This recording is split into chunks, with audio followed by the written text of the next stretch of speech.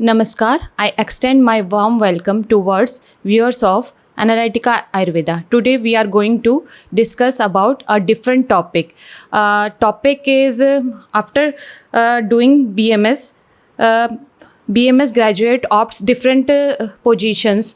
What are the current scenario of these positions? These positions are CHO, NRHM, Ayush Medical Officer and PG scholars in different state of India. Before starting this session, I'm going to welcome Professor Anand Chaudhary, sir. Sir, a warm welcome to you, sir. Thank you, and warm welcome to the all viewers of the Analytica Ayurveda. So, your question is now. You proceed. Okay, sir. Thank you, sir. Sir, my first question is, what is the role of Ayurveda in community medicine? What is the role of Ayurveda in community medicine? Yes. This question may be answered in a very simple word, Dr. Jyoti Singh. Yes. There is no space in the community medicine where Ayurveda is not there. ऐसी कोई जगह नहीं है, सब जो community medicine की परिभाषाएं हैं मेडिकल की किताबों में या कहीं और जो पॉलिसीज़ में डिसीजन दिया गया है डिफिनीशन कि कम्युनिटी मेडिसिन के कार्य क्या हैं, तो वहाँ ऐसी कोई जगह नहीं बचती है जहाँ पर कि आयुर्वेद के सिद्धांत का प्रयोग न किया जा सकता हो। और बहुत सारी जगहों पर तो ऐसा है कि कम्युनिटी मेडिसिन के साथ साथ आयुर्वेदीय ज्ञान और दिशा निर्देशों को भी पालन किया गया है ना। तो कम्युनिटी मेडिसिन, तो एक बात आती है कि भाई कम्युनिटी मेडिसिन है क्या, एक पहली समझ तो ये की जाए। तो कम्युनिटी मेडिसिन की बात यहाँ आती है कि सभी को सुदूरवर्ती रिमोट एरिया, ग्रामीण क्षेत्र, जहाँ पर कि आपको एकदम एडवांस फॉर्म की मेडिकल एड नहीं अवेलेबल है। और मेडिकल एड जब मैं कहता हूँ तो इसका आशय ये होता है कि एलोपैथी या आयुर्वेद के 50 बेड 100 बेड के अस्पताल, मैं आयुर्वेद की भी बात कर रहा हूँ, ठीक है, और वो सारी मशीनरी जो आजकल इन्वेस्टिगेशन के लिए चाहिए, वो सारा लैब फैसिलिटीज़ जो इन्वेस्टिगेशन के लिए चाहिए, ऐसी कोई जगह हो, और ऐसी ही तमाम जगहें हैं। आप ये कह लीजिए कि 90% जो एरिया कंट्री साइड है वो इन सुविधाओं से वंचित है। तो वहाँ के वहाँ के व्यक्तियों के स्वास्थ्य का संरक्षण और उनके व्याधियों की चिकित्सा के लिए जो उपाय किए जाते हैं वो कम्युनिटी मेडिसिन के तहत होते हैं। और कम्युनिटी मेडिसिन के तहत कुछ ट्रेंड लोगों को, पैरामेडिकल स्टाफ उसमें ज़्यादा ही आता है कि उनको इस योग्य बनाया जाता है कि वो फर्स्ट एड दे सकें, पहली चिकित्सा कर सकें। बुखार आया उसकी दवा दे सकें, खांसी आई उसकी दवा दे सकें, थोड़ी सी चोट लगी उसका मरहम पट्टी कर सकें, या वो अवेयर रखें लोगों को, कि जागरूकता रखें कि आप ये करिए तो स्वास्थ्य के प्रति आपका स्वास्थ्य ठीक रहेगा।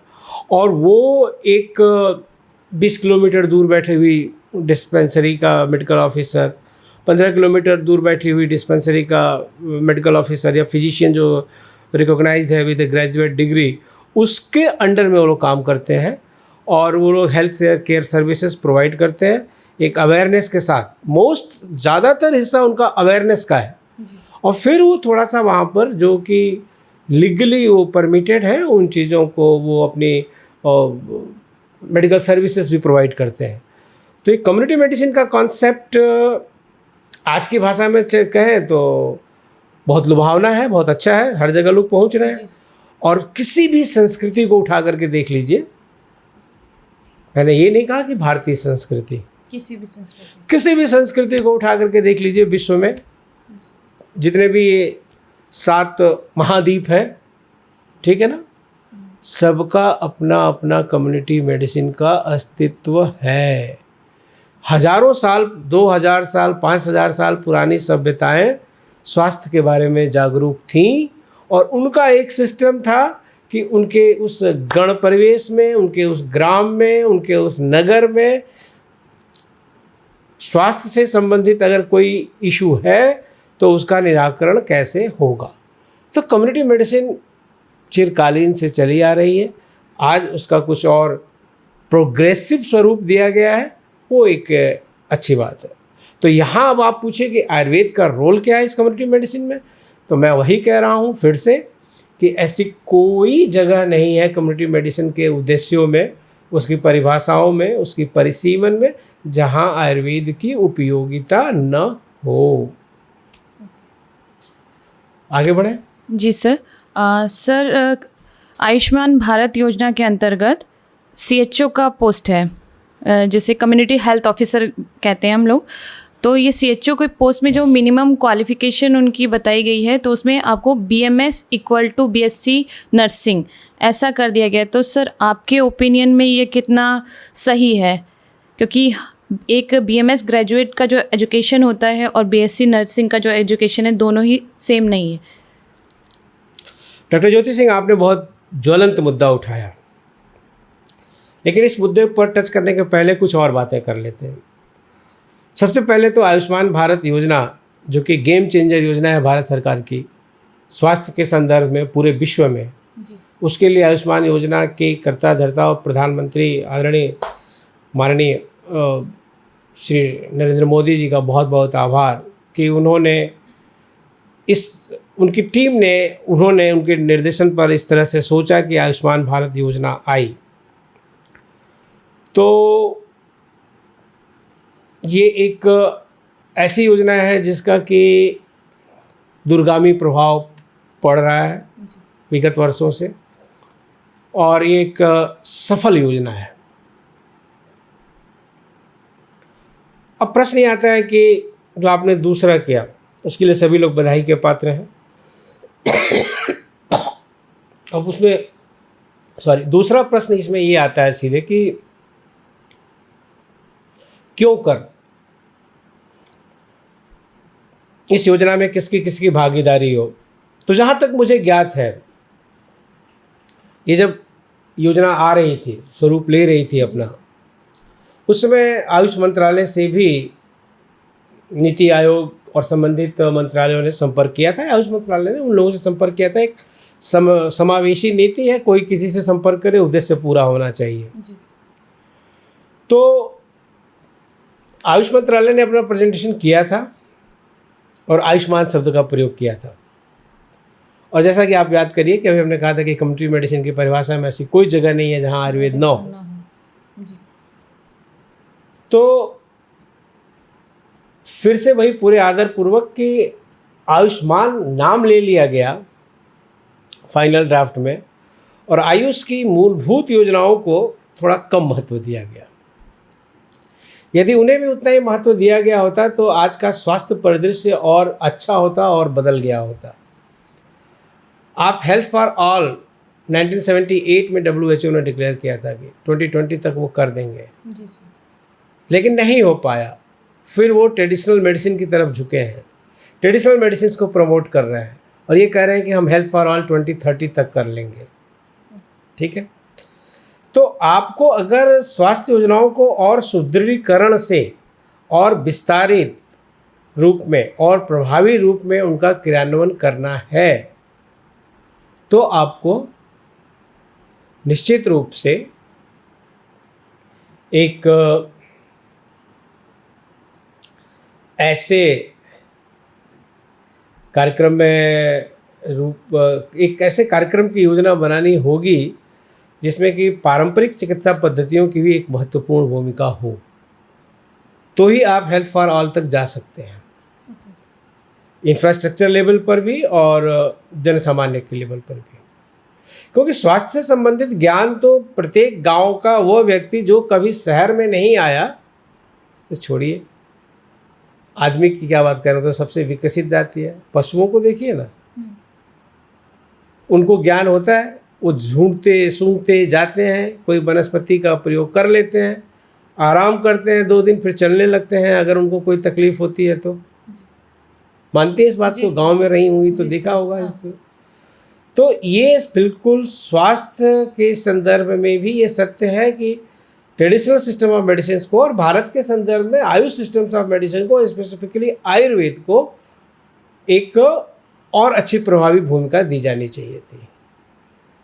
मगर नीति नियंताओं के मन में कुछ सवाल रहे होंगे, आयुर्वेद की पोटेंसी पर सवाल रहे होंगे, या आयुर्वेद के कार्यकर्ताओं पर सवाल रहे होंगे,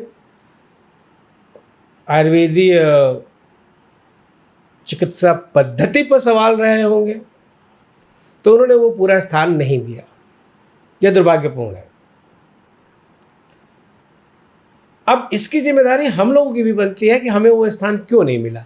उन्होंने तो नहीं दिया, कुछ तथ्य होंगे उनके सामने, कुछ कारण होंगे उनके सामने, कोई डाटा होगा उनके सामने। हमारे पूर्व की जो भी कहीं हम लोगों को सम्मिलित किया गया होगा किसी योजना में, और हमने वहाँ पर कितना परफॉर्म करके दिया है, वो डाटा होगा उनके सामने। समझने वाले समझ रहे होंगे कि मैं कहाँ बात कर रहा हूँ, क्योंकि पहले आयुर्वेद को साथ लिया गया था। कब? वही बहुत पहले 86-87 में ही,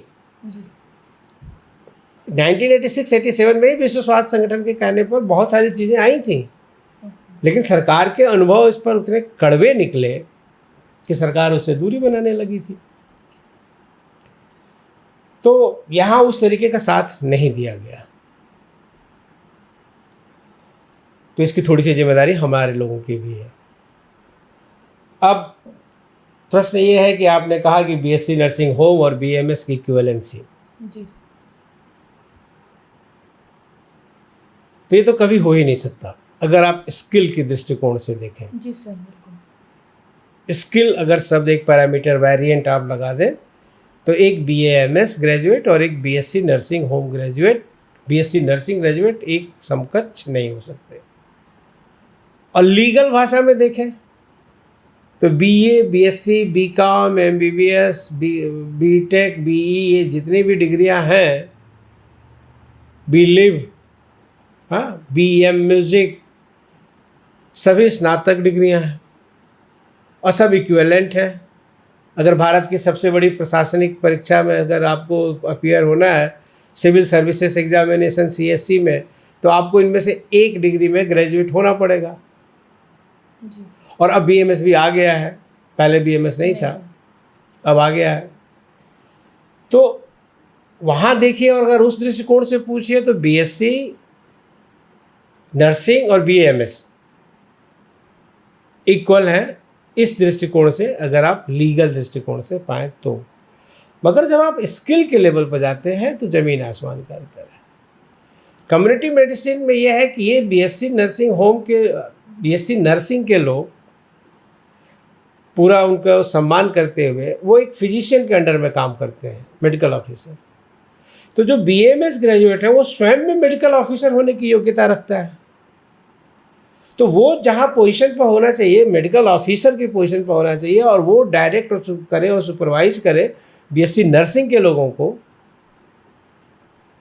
तो वहाँ यहाँ उल्टा हो रहा है कि उसको सीएचओ बना दिया जा रहा है, जिसको उसको कम्युनिटी मेडिकल ऑफिसर होना चाहिए, उसको कम्युनिटी हेल्थ ऑफिसर बना दिया जा रहा है, और जो कि जबकि उसके पद मेडिकल ऑफिसर का है। तो ये क्या दुर्भाग्यपूर्ण है, और ये डाउनग्रेडेशन है। इसको आप शासकीय या इकोनॉमिक की भाषा में अंडर एम्प्लॉयमेंट कह सकते हैं। क्या कह सकते हैं? Under under employment. एम्प्लॉयमेंट। तो बीएमएस ग्रेजुएट्स के लिए अंडर एम्प्लॉयमेंट है कि उनको बीएससी नर्सिंग के साथ समकक्ष मान करके और उनको सीएचओ बनाया जा रहा है। ये कहीं से उचित नहीं है। अगर आपको काम कराना है, उस एरिया में बीएमएस को भेजना है जहाँ पर कि कोई एमबीबीएस जाना ही नहीं चाहता, आप उसको भेजिए, इंटेंसिव आप उसको मेडिकल ऑफिसर वाली दीजिए, और वहाँ जाने का कुछ और इंसेंटिव दीजिए, कुछ अलाउंस दीजिए उसको कि नहीं आप जाइए गांव पर रहिए। जैसे आर्मी में है ना, जी सर। अगर आपका बेस में पोस्टिंग है और आपका टफ एरिया में पोस्टिंग है, तो जवान से लेकर के ऑफिसर तक को अलाउंसेस मिलते हैं। तो यहाँ आप उसको मेडिकल ऑफिसर मानिए बीएमएस ग्रेजुएट को, और फिर वहाँ पर उसकी नियुक्ति करिए, जाएगा और बहुत ही हेल्पफुल होगा आपके लिए। लेकिन ये तो ट्रेंड बनता जा रहा है। अब ये नहीं मैं कहना चाह रहा कि नहीं बीएमएस डॉक्टर गांव में जाने के लिए ही बने हुए हैं, नहीं, बिल्कुल नहीं।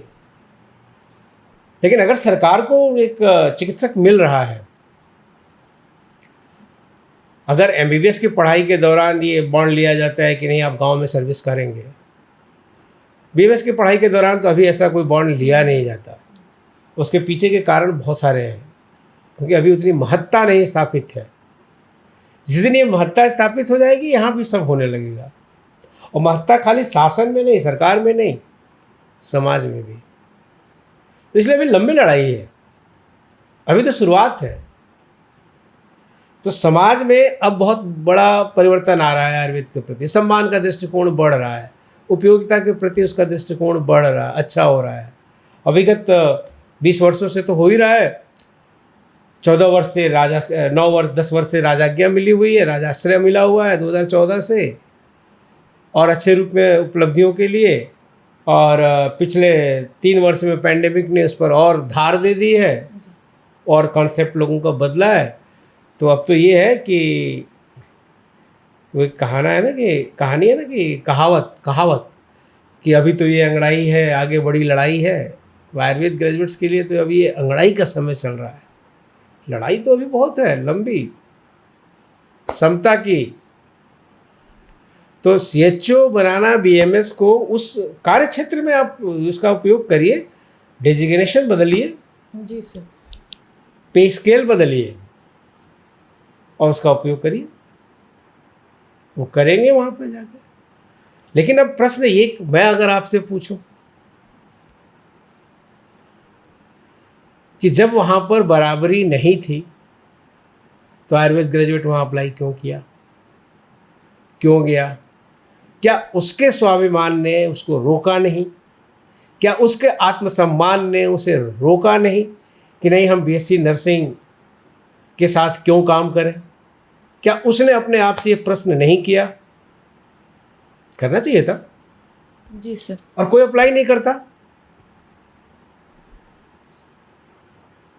आप देख लीजिए बहुत सारी जगहों पर एक मानसिक सोच होती है। आप बात करते हैं कि एमबीबीएस बीएमएस की समानता की, लेकिन आप अपना आत्मनिरीक्षण भी तो करिए।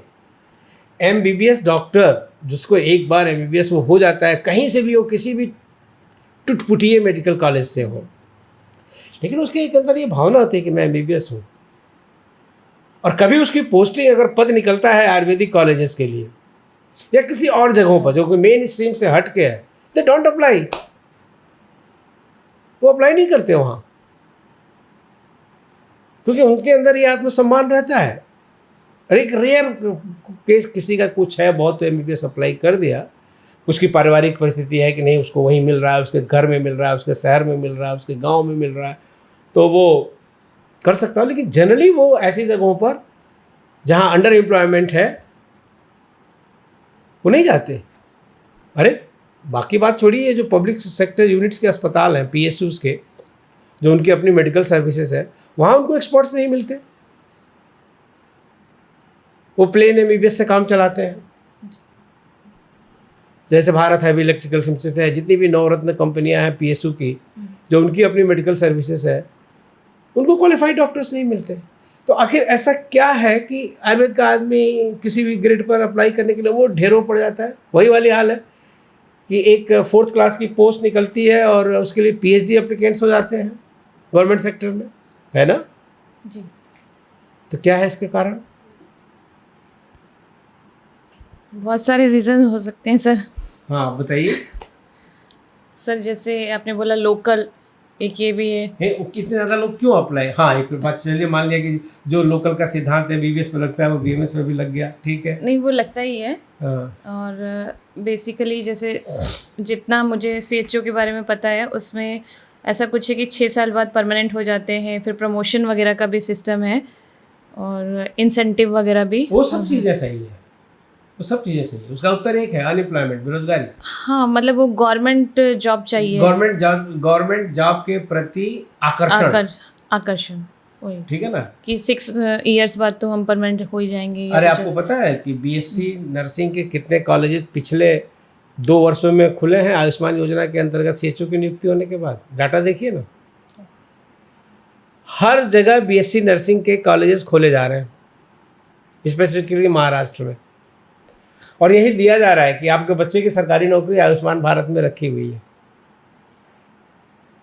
और जिसको कहते हैं ना कि दे दनादन, आजकल वर्ल्ड कप चल रहा है ना, आज भारत पाकिस्तान का मैच है, हेडिंग निकली है अखबार में कि आज 12 अरब लोग ग्राउंड में होंगे। क्या क्रेज़ है, हैं?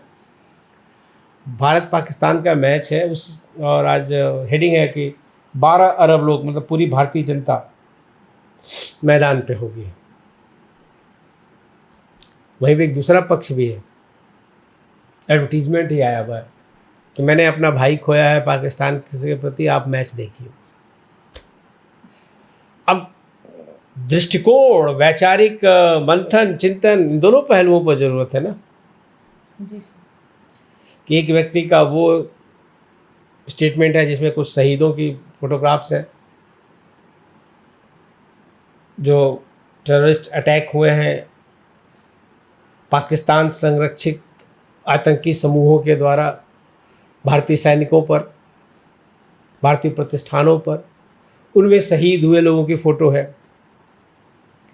और दूसरी तरफ ये दोनों एक अखबार में है। तो हर जगह दो नीति है।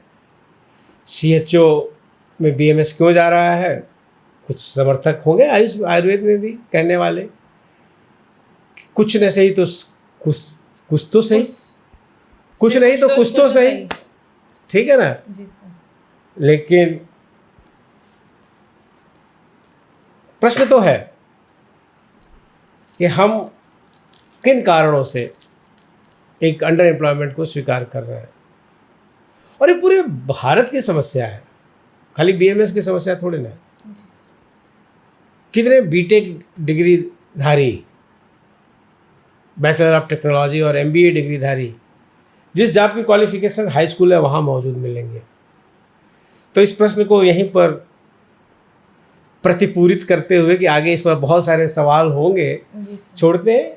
इक्विवेलेंसी रहने से और या जिम्मेदारी उस भाव में मिलने से व्यक्ति का कार्य पद्धति में परिवर्तन होता है।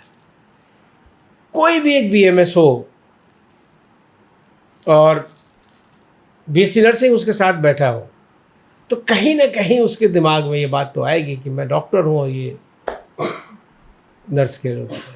जी। समन्वय ठीक है, सरकारी संस्थानों में एक हमारे अपार में भरा जाता है कि आपका अपने नीचे वालों से कैसा संपर्क है, आपका अपना ऊपर वालों से कैसा संपर्क है, वो एक अलग पहलू है। लेकिन बात तो आती है ये, तो इस पर चिंतन मनन की आवश्यकता है। जितने भी लोग सीएचओ हो चुके हैं आयुर्वेद के लोग, अच्छा कार्य करें क्योंकि उन्होंने खुद स्वीकार किया है, अपने महत्व को स्थापित करें। और मैं तो यहाँ तक कहूँगा कि वो अपने आप को बीएससी नर्सिंग से अच्छा प्रूव करें ऑन डाटा, ऑन रिकॉर्ड, कि गवर्नमेंट खुद उनको मेडिकल ऑफिसर का चेंज करे। ये चैलेंज होना चाहिए। और खुद गवर्नमेंट कहे कि नहीं, हम आपको आपकी कार्य पद्धति और आपकी कार्यप्रणाली और आपकी योग्यता के आधार पर आपको ये पद देते हैं। ठीक है जी सर। चलिए आगे बढ़ते हैं। सर मेरा नेक्स्ट क्वेश्चन है कि हम बीएमएस और एमबीबीएस की समानता की बात कर रहे हैं अभी, लेकिन जो हम एनआरएचएम में आयुष मेडिकल ऑफिसर्स जो हैं उनकी सैलरी अगर डिफरेंट स्टेट्स में देखें हम, मतलब वो सब जो बीएमएस हैं उन्हीं की सैलरी अलग अलग, यूपी में देखें, उत्तराखंड में देखें, उड़ीसा में देखें, बिहार में देखें, तो उसमें वेरिएशन है। तो सर ऐसा क्यों?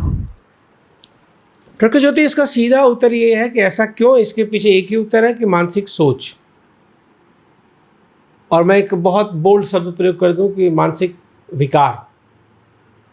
किसमें? इस देश के ब्यूरोक्रेट्स में, इस देश के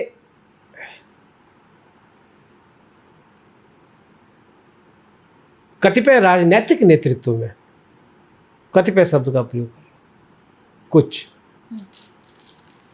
इस देश की सामाजिक अवधारणाओं में, इस देश की सोच में ये विकार है कि नहीं, आयुर्वेद का आदमी छोटा है, एमबीबीएस आदमी बड़ा है। तो ये जो विकार है ना, समाज से लेकर सरकार तक और इसके सभी अंगों में, समाज के भी सभी स्तर पर। आप चले जाइए ना किसी झुग्गी कॉलोनी में, वास्तविकता को स्वीकार करिए। वो आप देखिए झुग्गी में कहेगा कि हम अंग्रेजी डॉक्टर को दिखाएंगे, कहेगा कि नहीं कहेगा? सुना है? जी सर। सुना है ना कि हमको अंग्रेजी डॉक्टर चाहिए। और यहाँ 4 दिन हॉस्पिटल में हड़ताल होती है, सर सुंदरलाल अस्पताल के आधुनिक चिकित्सा विंग में, और भारतीय चिकित्सा विंग लगातार काम करती रहती है। कोई असर पड़ता है क्या? उनके यहाँ त्राहिमाम हो जाती है, पूरा शासन प्रशासन लग जाता है। किसी भी मेडिकल कॉलेज में स्ट्राइक हो जाए तो कुछ खत्म हो, जनता को कठिनाई हो रही है। और आयुर्वेदिक अस्पताल महीनों महीनों बंद रहे, जनता आती है क्या कहने कि नहीं आयुर्वेदिक अस्पताल खोला जाए? तो सवाल ये है कि ऐसी स्थिति उत्पन्न क्यों हुई? क्या हम आयुर्वेद के लोग अपने कर्तव्य निष्ठा में कहीं कम पाए गए हैं? हमारी कर्तव्य पारायणता में कमी है? हमारे ज्ञान में कमी है? देखिए 3 साल का पेंडेमिक का स्तर और पिछले 10-20 साल का स्तर, और कि ये आयुर्वेद की बहुलता आ रही है, आयुर्वेद का प्रोपोगेशन हो रहा है, बिल्कुल सही बात है, इसमें कोई दो राय नहीं है। आयुर्वेद के बड़े अच्छे दिन चल रहे हैं, लेकिन उस दिन आयुर्वेद परिपक्व होगा, पूर्णतया समानता का अधिकार आएगा, जब लास्ट कॉमन मैन। और आजकल ऐसे बहुत सारे मरीज आ रहे हैं जो कहते हैं कि नहीं हमको आयुर्वेद ही खाना है। ये अच्छी प्रगति है, इसको पॉजिटिव वे में हम लोग ले रहे हैं। फिर भी अभी बहुलता मेजॉरिटी अभी अंधी दौड़ में है कि नहीं एलोपैथ वाला बेहतर है। उसके अपने कारण है, उसके अपने रीजन है, उसकी अपनी फ्रूटफुलनेस है, मीनिंगफुलनेस है, पर्पसफुलनेस है। वहाँ पर सीधे की इंजेक्शन लगा, चलने लायक हो गए, ऑपरेशन हो गया, ठीक हो गए, हैं, दवाई खाई तुरंत बुखार उतर गया। बाद में जो कुछ होता रहे। मजदूर को तो कल काम पे जाना है, नहीं तो उसकी दिहाड़ी मारी जाएगी। वो गोदंती भस्म से बुखार उतरने का इंतज़ार नहीं करेगा। अगर सुदर्शन घंटबटी उतार दे तो ठीक है, नहीं तो वो डोलो खाएगा और कल काम पे जाएगा। बोलिए। जी सर। ठीक है ना? तो इस तरीके की जो बात चल रही है, तो आपने जो पूछा कि ऐसा है क्यों, तो मैं तो सिर्फ एक बात कहूँगा कि ऐसा इसलिए है क्योंकि वैचारिक रूप से अभी समानता का भाव नीति नियंताओं के अतिरिक्त समाज में भी नहीं है। लेकिन अब संवैधानिक पहलुओं को देखें। क्या वर्ड यूज किए? संवैधानिक पहलुओं। हाँ, संवैधानिक status, legal position, legal tender क्या है यहाँ पर? वो ये है समान कार्य के लिए समान वेतन, समान योग्यता के लिए समान वेतन। तो जब समान कार्य वही काम एमबीबीएस ग्रेजुएट करता है, वही काम एनआरएचएम में बीएमएस ग्रेजुएट करता है, तो वेतन में अंतर क्यों? नहीं होना चाहिए, बराबर मिलना चाहिए। अगर आज बीएचयू में रेजिडेंसी स्कीम आई 1993 में, तो बेस वही था। जी सर। माननीय ऑनरेबल हाई कोर्ट में विजय बहुगुणा जी जज थे, उन्होंने यही कहा कि समान कार्य के लिए समान वेतन। तो इसके 2 हिस्से हैं। एक तो उन्होंने नीति बनाते समय अपनी सोच के हिसाब से हम लोगों को अलग अलग कर दिया, लेकिन दूसरा उन्होंने गलती की, उन्हीं लोगों ने गलती की, 2 गलतियां की। एक तो ये किया, दूसरा कि कानून का भी उल्लंघन किया। जब दोनों ही योग्यताएं समान हैं, चिकित्सा की हैं, एमबीबीएस भी एमएस, कानूनी दृष्टिकोण से इन पर कोई अंतर नहीं है, लेकिन आप काम जो कर रहे हैं लोग एनआरएचएम में, उसमें भी अंतर नहीं है, तो फिर वेतन में अंतर क्यों? तो ये गलत है, इसको सुधारा जाना चाहिए, यथाशीघ्र सुधारा जाना चाहिए, दोनों को बराबर वेतन दिया जाना चाहिए। और सर मेरा ये क्वेश्चन भी था कि बीएमएस का ही जो ग्रेजुएट है उसको एनआरएचएम में एक स्टेट में 45,000 मिल रहे हैं, एक स्टेट में 65,000 मिल रहे हैं, या मतलब अलग अलग स्टेट में ऐसे डिफरेंट मिल रहे हैं। तो मतलब ऐसा, मतलब इसके पीछे क्या कारण है? देखिए डॉक्टर ज्योति, जो स्वास्थ्य सब्जेक्ट है, जो भारत का संविधान है, उसमें एक सेंट्रल लिस्ट है, एक स्टेट लिस्ट है, कॉन्करेंट लिस्ट है। उसमें ये है कि सेंट्रल लिस्ट में राज्य सरकारें कोई कानून नहीं बनाएंगी, विदेश, रक्षा सॉरी, राज्य सरकारों के जो हाथ में है उसमें केंद्र सरकार का कोई हस्तक्षेप नहीं होगा। कॉन्करेंट लिस्ट ये है जिसमें कि केंद्र सरकार भी नियम बना सकती है, राज्य सरकार भी नियम बना सकती है। तो जो स्वास्थ्य है वो कॉन्करेंट लिस्ट में है। तो ये जो आप पूछ रहे कि एक राज्य में तनख्वाह दूसरी है, दूसरे राज्य में तनख्वाह दूसरी है, तो ये लगभग सभी क्षेत्रों में है। जी सर। शिक्षकों की तनख्वाह देख लीजिए, एक राज्य में अलग है, दूसरे राज्य में अलग है। उनके कर्मचारियों का पे स्केल देख लीजिए, एक राज्य में अलग है, दूसरे राज्य में अलग है। उनके मेडिकल कॉलेजेस, अगर एक पैरामीटर बना लीजिए तो मेडिकल कॉलेज MBBS के, तो जो यूपी के मेडिकल कॉलेजेस हैं उनके टीचर्स की जो रैंक प्रोफाइल है वो उड़ीसा गवर्नमेंट के टीचर्स की रैंक प्रोफाइल से अंतर है। आंध्र प्रदेश गवर्नमेंट के जो कॉलेजेस के प्रोफेसर्स हैं, असिस्टेंट एसोसिएट प्रोफेसर, उनमें अंतर है। मेडिकल जी हाँ, सभी जगह अनिवार्य योग्यता MBBS MD MS है, वहाँ समानता नहीं है। तो यहाँ ये है कि जो राज्य सरकार जितना उसका अपना बजट है या जितना उसके प्रोविजंस हैं, अगर कोई राज्य सरकार पहले से ही अपने परमानेंट चिकित्सकीय शिक्षकों को या चिकित्सा अधिकारियों को कम वेतन दे रही है तो NRHM वालों को उनके बराबर कैसे दे देगी? वो कुछ तो कम करेगी ही। तो ये एक आनुपातिक रेशियो है, प्रोपोर्शनेट रेशियो, कि हम अपने मेडिकल ऑफिसर को इतना देते हैं, एलोपैथ मान के चलिए सब, हम अपने असिस्टेंट प्रोफेसर को इतना देते हैं, तो NRHM वाले को हम इतना देंगे। अब एक स्टेट में जो मेडिकल ऑफिसर है चाहे असिस्टेंट प्रोफेसर है, मान लीजिए कि उसको 1.5 लाख सैलरी मिल रही है, तो दूसरे स्टेट में उसको 1 लाख मिल रही है, तो ये जो 1.5 लाख वाला है वो तो अपने आप को NRHM वाले को 65,000 दे देगा, लेकिन ये तो नहीं दे सकता ना दूसरा जो कि 1 ही लाख दे रहा है एक स्टेट, वो थोड़ा और कम करेगा। तो ये सब बाध्यताएं होती हैं। जैसे कि लेवल 1 से कितने लेवल हैं इस समय 7 CPC में? 18 लेवल हैं। लेवल 18 तक के पे स्ट्रक्चर हैं, 14 भी बांटा गया है, A B 13 भी बांटा गया है, लेवल 15 16 17 18 18 लेवल है। सुना था? नहीं सर, अभी मेरे ख्याल से उस हिसाब से सैलरी नहीं मिलती है। लेवल मतलब 18 लेवल की 18 लेवल की सैलरी सिर्फ एक व्यक्ति को मिलती है, कैबिनेट सेक्रेटरी को। Cabinet secretary to the government of India, ठीक है ना, उन्हीं को मिलती है। जी सर। ये किताब देखी है आपने? ये किताब है, ये देखिए, establishment and administration for central government officer. इसमें 18 लेवल दिए गए हैं कि किसमें कहाँ कहाँ मिलता है क्या।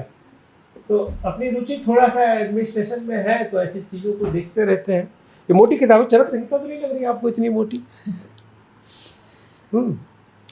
काफ़ी कॉस्टली भी आती है, लेकिन हमारी व्यक्तिगत है। मैं इसलिए बता रहा हूँ कि अगर आपका एडमिनिस्ट्रेशन में मन है और जानना चाहते हैं इन चीज़ों को, तो थोड़ा सा इसको भी पढ़ लिया करिए अपने लीजर टाइम में, क्योंकि एक ही विषय हमेशा नहीं पढ़ना चाहिए, ये जान लीजिए। आपको हमेशा अपने पढ़ने के विषयों में परिवर्तन लाना चाहिए। तो अगर मुझे आयुर्वेद और रसशास्त्र से अलग कुछ पढ़ना होता है तो मैं ये एडमिनिस्ट्रेशन की ही चीज़ें पढ़ता हूँ। और ये किताब तो मैंने हमेशा से, स्वामी हैंडबुक ईयरली आती है, आप में से हमारे बहुत सारे मित्र जानते होंगे जो इसको सुन रहे हैं, लेकिन ये परमानेंट है। ये भी, इसके भी लिस्ट आते रहते हैं। अच्छा, इसका मूल्य भी बढ़िया है। और इसमें मैंने देखा कि लेवल 18 तक के लेवल्स हैं। तो ये होता है सरकार को, जैसे कि मान लीजिए हम लोग प्रोफेसर्स हैं और अब लेवल 15 का भी प्रोफेसर है, तो हमको जब NPA भी मिलता है तो वो अगर जोड़ दिया जाए हमारे लेवल 14 के उच्चतम वेतन मान को और NPA, तो लेवल 18 को क्रॉस कर जाता है।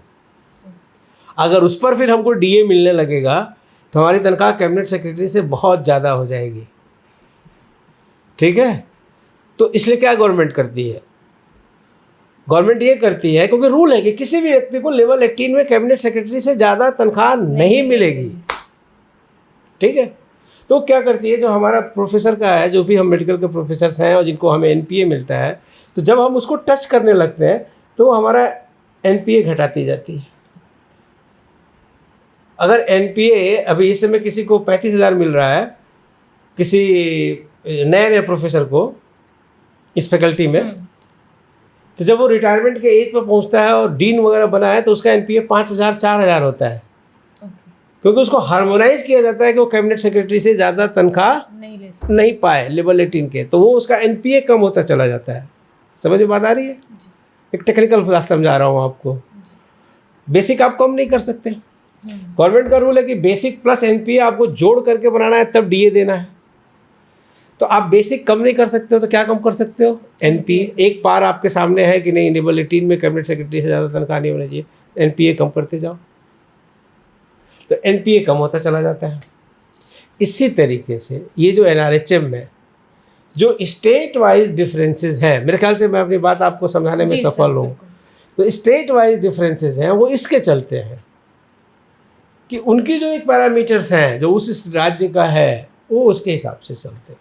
हाँ, लेकिन अब उस राज्य में भी एमबीबीएस को अलग, बीएमएस को अलग, वो गलत है। जी सर। आगे सर मेरा नेक्स्ट क्वेश्चन जो है,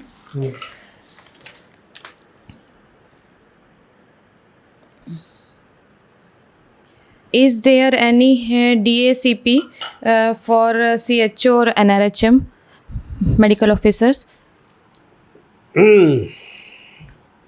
आज आप बिल्कुल मजबूत होकर के आई हैं।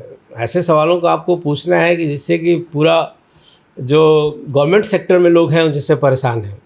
ठीक है, देखिए ये जो DACP है एक योजना है, इसको बोलते हैं न हर्रा न फिटकरी रंग चोखा। ठीक है, मतलब प्रमोशन होना है, डायनेमिक एस्योर्ड प्रमोशन स्कीम। आपकी नियुक्ति हुई, 4 साल पूरा हुआ, आप SMO बन जाइए।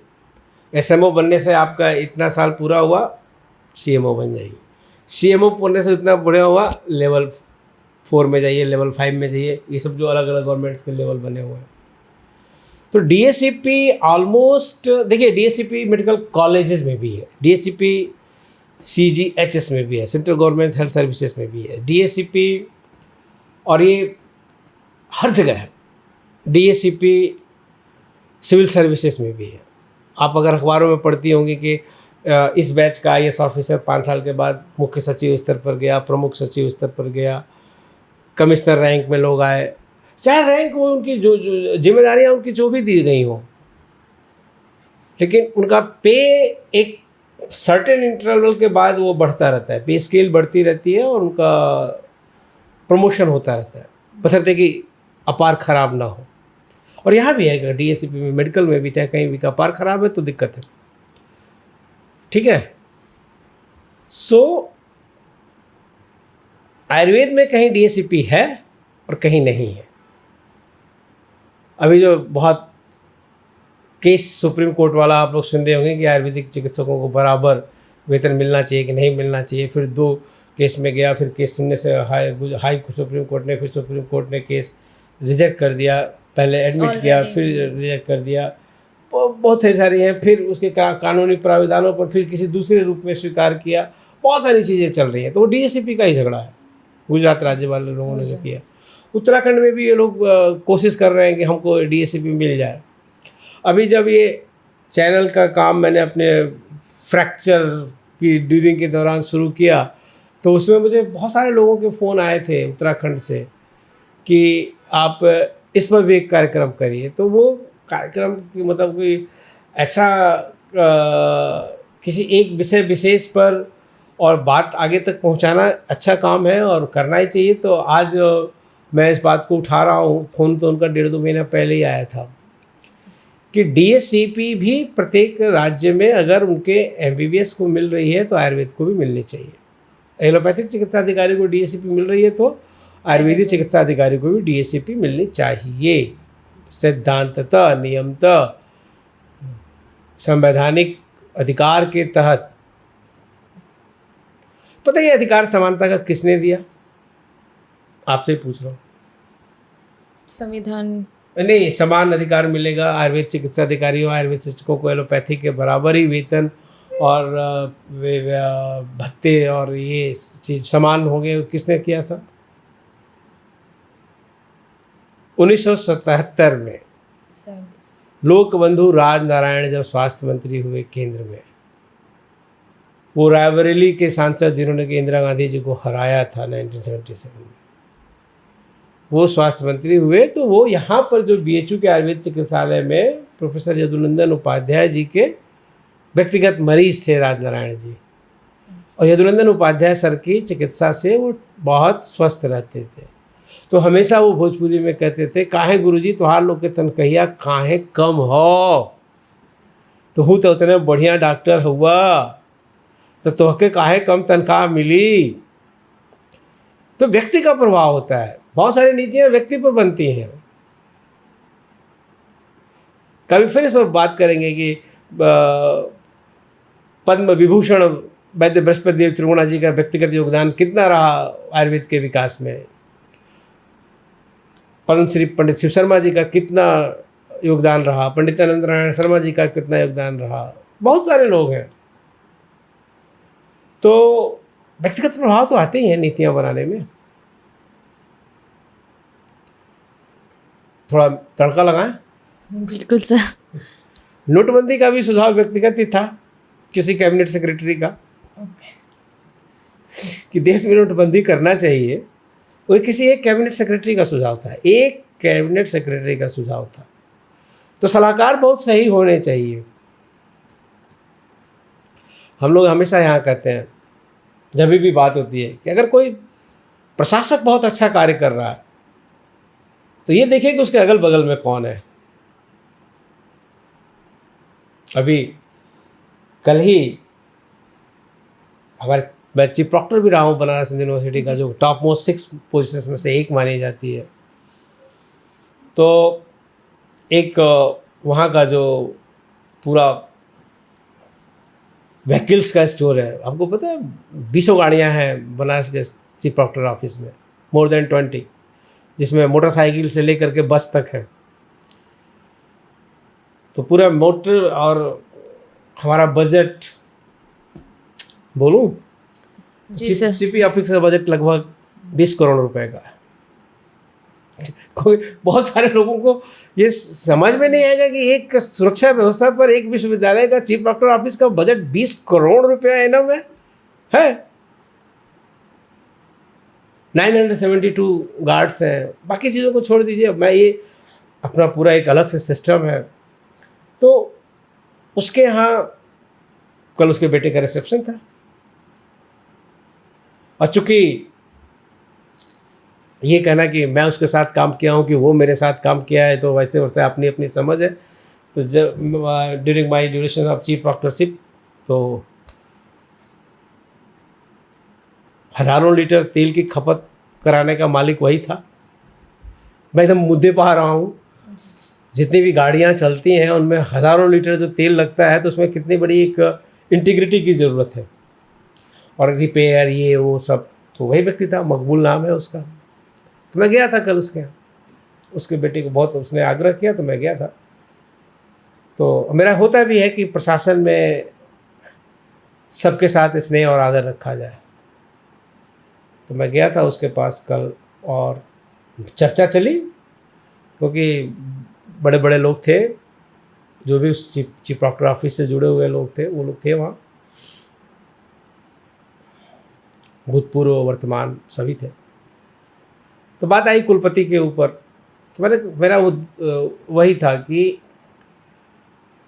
काशी हिंदू विश्वविद्यालय का कुलपति तभी स्थायी रूप से काम कर सकता है, प्रसिद्धि को प्राप्त कर सकता है, और विश्वविद्यालय को विकास की गति दे सकता है, जब उसके ये दाहिने बाएं हाथ, मतलब बायां हाथ चीफ प्रॉक्टर और दाहिना हाथ डीन ऑफ स्टूडेंट वेलफेयर, छात्र अधिष्ठाता, अगर ये दोनों मजबूत हैं अपनी चिंतन क्षमता से, अपने वैचारिक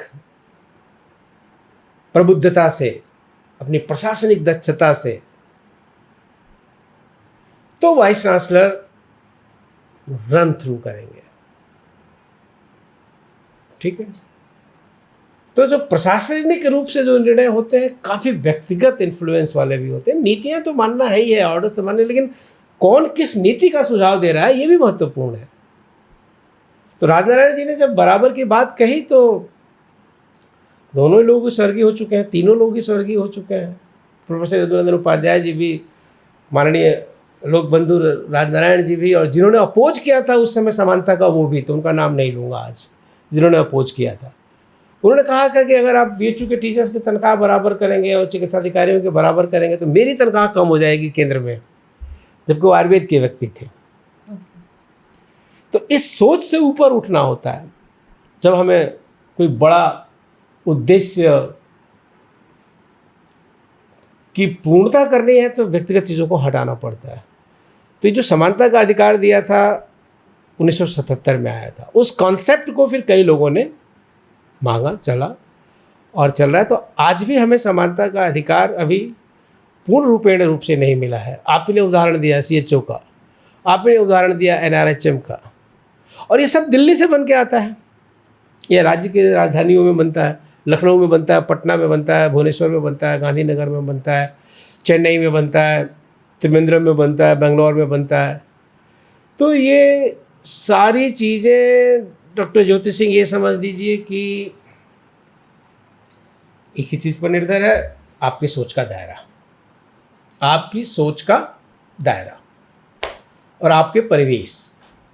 तो जिस दिन ये सब सुधर जाएगा आयुर्वेद एलोपैथ बराबर हो जाएगा। तो DSAP बहुत सारे राज्यों में है, बहुत सारे राज्यों में नहीं है। बहुत सारे राज्यों में लोग इसके लिए बड़ी आंदोलन चलाए। एक सहारा होता है नंबर 2 वाला, तो ऑन कैमरा बोलना बहुत ही खतरनाक है कि चलिए इनको यहाँ पर प्रसन्न करिए और आपको DSAP मिल जाएगी। इसको एक अच्छा शब्द प्रयोग करते हैं, लॉबिंग। और लॉबिंग जो है लीगल है। US में लॉबिंग लीगल है कि आप अपना काम कराने के लिए 4 सीनेटर्स के पास जा रहे हैं और पॉलिटिकल फंडिंग कर रहे हैं और लॉबिंग कर रहे हैं, तो लीगल है। हिंदुस्तान में अभी लीगल नहीं है। हिंदुस्तान में अभी केसेस हो जाते हैं।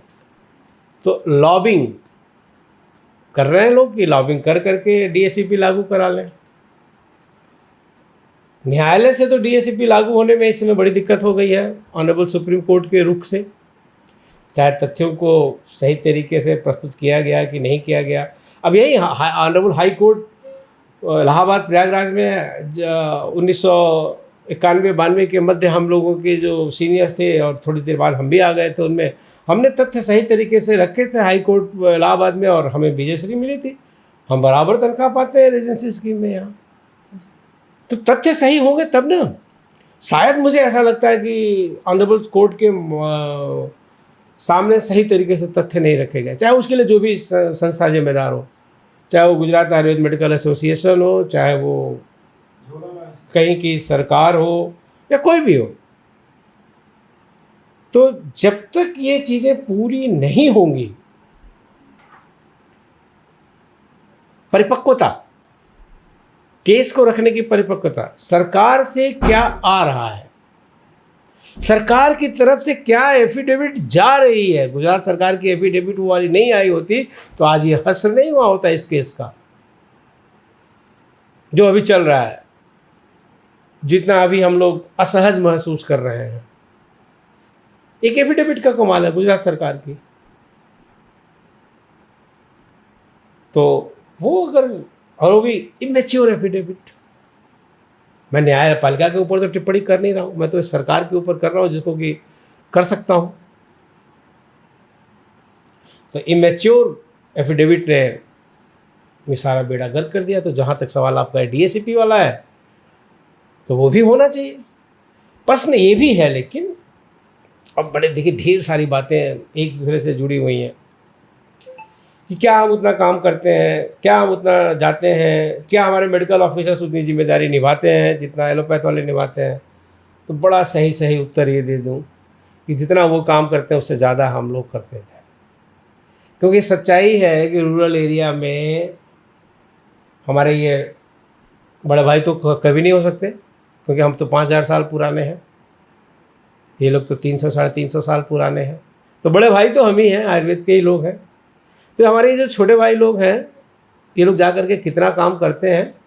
ठीक है, इन्होंने धन समृद्धि में बना करके बड़े भाई का ओहदा ले लिया, लेकिन पुश्तैनी बड़े भाई तो हम ही लोग हैं। ठीक है, तो वो कितना काम वहाँ जा करके करते हैं अपने क्षेत्र में, उतना काम आयुर्वेद का मेडिकल ऑफिसर उससे ज़्यादा कर देता है। गोलमोल भाषा में इतना बहुत है। जी सर। ठीक है, और कोई सवाल आपका? सर, ये जो परिस्थितियां हैं, ये कंडीशंस हैं, तो इनको मतलब इम्प्रूव करने के लिए हम लोग क्या कर सबसे सकते बढ़िया हैं? सवाल आपने यही पूछा। आज आपका तीसरा सेशन है इस साक्षात्कार में। इसके बाद आप गैप लेंगी और दूसरे लोग आएंगे। तो तीसरे में जैसे कि आप सबसे पहले शुरू हुई रिसर्च पे, और फिर आयुर्वेदिक आहार पे, और अब तीसरा ये समानता के अधिकार पे। तो सबसे अच्छा प्रश्न यही रहा है तीनों में, वो ये कि हम कैसे सुधरेंगे और हम कब सुधरेंगे, यही है ना। क्या एफर्ट ले सकते हाँ, हैं हम कैसे सुधरेंगे, हम कब सुधरेंगे। मात्र एक वाक्य का उत्तर है, हम अपनी कर्तव्य निष्ठा और समर्पण से सुधरेंगे। हमें जो भी काम दिया जा रहा है सरकार से, समाज से, समाज की हमसे जो अपेक्षाएं हैं कि नहीं हम आयुर्वेदीय चिकित्सा करें, हम उसमें अपमिश्रण न करें। पेशेंट कहता है और हमका हमारी आवश्यकता है, तो हम ज़रूर उसमें इंटीग्रेटिव पैथी का प्रयोग करें। अपमिश्रण और इंटीग्रेशन में अंतर है। मैंने कहा कि अपमिश्रण न करें, पेशेंट को धोखा न दें, गोदंती भस्म में पैरासीटामॉल पीस करके न दें, योगराज गूगल में स्टेरॉयड पीस करके न दें। ये चीज़ें बोलने का हिम्मत बहुत कम लोग करेंगे, लेकिन मैं कर रहा हूँ क्योंकि मैं जानता हूँ कि यही कारण है कि हम पीछे हैं। तो अपमिश्रण की चिकित्सा कम करें, इंटीग्रेटेड चिकित्सा करिए। अलग से पैरासीटामॉल दीजिए, अलग से गोदंती भस्म दीजिए, अलग से योगराज गूगल दीजिए, अलग से उसको एक एनाल्जेसिक दीजिए। इंटीग्रेटेड चिकित्सा करिए, चीटिंग और अपमिश्रण वाली चिकित्सा मत करिए। तो जब तक हम आयुर्वेद के लोग अपनी संकल्प, कर्तव्य निष्ठा और समर्पण से समाज की और सरकार की नीतियों की परिपूर्णता लाने में काम नहीं करेंगे, हम उनके बराबर नहीं हो पाएंगे। तो रास्ता एक ही है, वो है समर्पण, कर्तव्यनिष्ठा और संकल्प, और इसके साथ साथ समावेशी संगठन। क्या बोल रहा हूं? समावेशीय संगठन। हाँ, क्या हो रहा है आयुर्वेद में आप देखिए। अगर मैं बोलने का साहस करूं, और मैं बोल ही रहा हूं, आप किसी संगठन को उठा करके देख लीजिए जो आयुर्वेद में इस समय काम कर रहे हैं, जिनकी संख्या आप दसियों तक ले जाइए। और मैंने अभी कहीं पढ़ा कि कोई एक नीति है जिसमें कि 25 आयुर्वेदीय संगठनों से सलाह ली गई है। तो अभी तो खैर हम 10 की दहाई के अंक तक संगठन जानते हैं, लेकिन 25 आयुर्वेदिक संगठन है, ये बड़ी प्रसन्नता की बात है। और सरकार ने उनकी तक चिट्ठियां भेजी, ये और भी प्रसन्नता की बात है उनकी सलाह लेने के लिए। या सरकार ने नहीं भेजी तो उन्होंने पोर्टल पर डाला, ये और भी अच्छी बात है। सब बधाई के पात्र हैं। लेकिन जो इस समय प्रमुख संगठन है, नाम लेना ही पड़ेगा, चलिए नहीं लेते हैं या ले लें। तो जो भी प्रमुख संगठन है इस समय, जो कि ग्रेडेशन में 10 के नीचे आएंगे, 1 से 10 वाले, 1 से 10 के बीच में आएंगे। जैसे कि कंपनियां हैं जिनका टर्नओवर 500 करोड़ से ऊपर है, 1000 करोड़ रुपए से ऊपर है, तो जब आप गिनेंगी उन पर, तो डाबर है कि दूध पापेश्वर है कि कौन है, कैसे है, कि आयुर्वेदशाला है, कैसे है। उस तरह से अगर आप संगठनों की बात कर लें, कौन संगठन चला रहा है, कौन लोग संगठन चला रहे हैं, कितना उनके यहाँ पारदर्शिता है चयन में, उनके अपने पदाधिकारियों के चयन की, या उनसे जब सरकार सलाह लेती है तो जो वो नॉमिनेशंस भेजते हैं सरकार में नियुक्तियों के लिए, कितनी योग्यता का उसमें उन लोगों ने ध्यान रखा है कि नहीं हमें योग्य व्यक्ति को ही भेजना है? वो क्या गिनते हैं, वो क्या देखते हैं? और चाहे ये नहीं, 70 सालों से ये तो आज उसी की पुनरावृत्ति कर रहे हैं। ये कहते तो ज़रूर थे कि हम अलग हैं, पहले 50 साल वालों से कहते थे कि हम अलग हैं, हमारा सांगठनिक चरित्र अलग है। मुझे तो नहीं दिखता कहीं भी। मैं सरकार की बात नहीं कर रहा हूँ, मैं संगठनों की बात कर रहा हूँ। ये भी वही देख रहे हैं, वो उसी तरीके से सारी चीज़ें चल रही हैं। और अगर किसी को एक को रख लिया,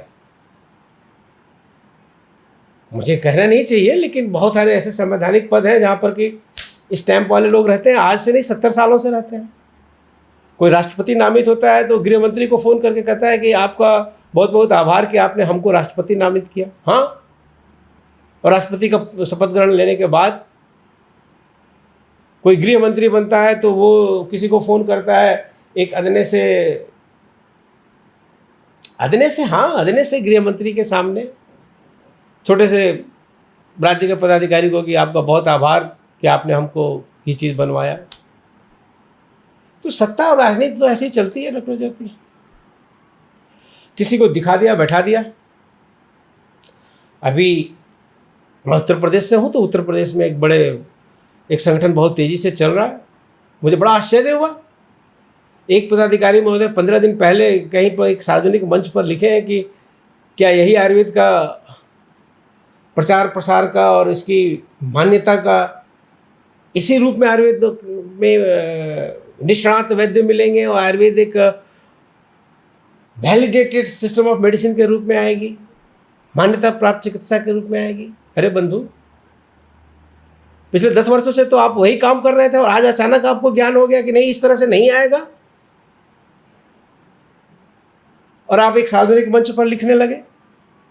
आप स्वयं उसमें शामिल हैं, आप स्वयं वही कर रहे थे, और आज आपको कर्तव्य बोध हो गया, चलिए हो तो गया। हम तो इस बात पर खुश हैं कि हो तो गया। तो ऐसे आयुर्वेद बराबर नहीं होगा। फिर वही गुजरात सरकार का एफिडेविट सही है कि हम क्या करते हैं और वो क्या करते हैं। और किसी दिन आप जब 2 महीने के बाद फिर मेरा आप इंटरव्यू लीजिएगा तो मैं मतलब खुल के भी बता सकता हूँ कि हाँ, वो कौन से संगठन हैं, वो कौन से पदाधिकारी हैं, और वो लोग कैसा काम कर रहे हैं, और वो क्या लोग कर रहे हैं। एक सोच की जरूरत है। कैसे कैसे लोगों को कहाँ से क्या क्या उठाया जा रहा है, क्या किया जा रहा है, समझ में नहीं आ रहा है कि आयुर्वेद, हम तो 20 क्या जब से होश संभाले हैं, जब से आयुर्वेद में, तब से यही सोच रहे हैं कि आयुर्वेद चौराहे पर खड़ा है। ये चौराहा 2 राहे में कब बदलेगा और स्ट्रेट गाड़ी कब चलेगी मुझे नहीं पता। मैं तो जब से सुन रहा हूँ 1986 में जब मैंने एडमिशन लिया DMS में, तब से सुन रहा हूँ कि आयुर्वेद चौराहे पर खड़ा है, और 2023 में भी यही सुन रहा हूँ कि आयुर्वेद चौराहे पर खड़ा है। कब 2 राहे पर आएगा मुझे नहीं पता, लेकिन जो प्रगति है उसको मानना है। और जो आप लोग ये बात कर रहे हैं कि हमको बराबर होना है, बराबर होने के ये चीज़ें नहीं है जो आप कर रहे हैं इस समय, उससे आप बराबर नहीं हो सकते हैं। ना आपके संगठन, ना आपकी बौद्धिक क्षमता। आप फिर से वही काली गाय और भूरी गाय जो जूनागढ़ में मिलती है और उसके ऊपर चितकबरे हैं, उसी का दूध का सेवन करिए, 6 रोग ठीक होगा। अब ढूंढिए काली गाय और भूरी गाय और जूनागढ़ की पहाड़ियों को और उसकी शाश्वतता को और उसकी सत्यता का वंदन करिए। मैं भी वंदन करता हूं उनका, लेकिन वही विज्ञान है और वही एक दूसरा कोई ज्ञान है ही नहीं है। अरे आचार्य चरक ने कितनी टिप्पणियां करके कितनी चीज़ों को बदल दिया। आप नहीं बदलेंगे क्योंकि आपको क्षमता नहीं है। जहां आप में क्षमता नहीं है तो आप उसको कहेंगे कि वही रूढ़िवादी सही है। तो आप जो कह रही हैं कि हम कब बराबर होंगे, तो हम आपका निगेटिव उत्तर देंगे। आप तब तक बराबर नहीं होंगे जब तक आप इन छद्मचर्य संसाधनों को छोड़ेंगे नहीं। मेरे शब्दों पर ध्यान दीजिएगा क्या कर रहे हैं मैडम? छद्मचरी, संसाधनों को छोड़ेंगे नहीं। सरकार में चाहे अभी तो हमारे सचिव 6 साल से हैं, कोई 12 साल का तक लगातार चाहिए टेक्नोक्रेट सचिव बना लीजिए और बजट को 10 गुना कर दीजिए। अभी तो 5 गुना हुआ है। आप तब तक बराबर नहीं होंगे जब तक आपकी क्षमता एलोपैथी के बराबर नहीं हो जाती है। और क्षमता को एलोपैथी के बराबर करने के संसाधन ये नहीं है जो 2023 में भी हो रहे हैं। और कुछ नहीं सर, बस थैंक यू। तो समाप्त करिए। शायद सबसे लंबा इंटरव्यू यही हो गया। Thank you so much sir. Lastly मैं यही कहना चाहती हूँ कि जितने भी आयुर्वेदिक फैटर्निटी के हमारे सदस्य हैं वो सब लोग सर के बताए हुए जो एक गाइडेंस है कि कर्तव्य निष्ठा, संकल्प और समावेशी रूप से एक साथ चले और आयुर्वेद में अपमिश्रण ना करें। आयुर्वेदीय चिकित्सा जिस तरह से बताई गई है उस तरह से करें और साथ मिलकर आयुर्वेद के उज्जवल भविष्य के लिए कार्य करें। Thank you so much. Thank you sir. मैं किसी से भी क्षमा नहीं मांगूंगा कि मैंने जो कहा है वो गलत कहा है, कि मुझे खेद है कि मैंने ऐसा कह दिया। नहीं, मैं ये कहूँगा कि मैंने जो कहा है उस पर चिंतन करिए और उसके आगे निकलिए। धन्यवाद। Thank you.